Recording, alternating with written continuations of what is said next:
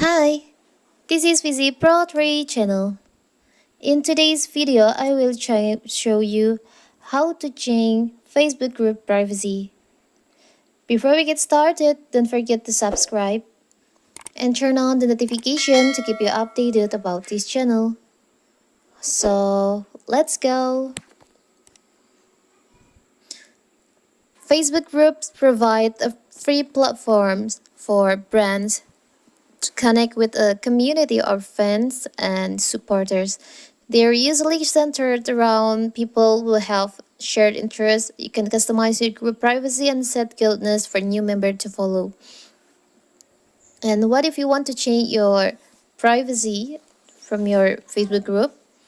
So first of all, first we have to open our Facebook. Now you can tap on the three lines over here. You can go to the group section.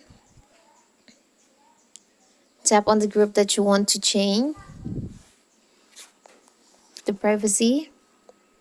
Tap on manage. By default, when you create a group, Facebook group, you can tap on group settings. The privacy will be set to public. You can see on the privacy on here. But when you change your group privacy to private, you can't change it again to public because it's to protect the privacy of group member.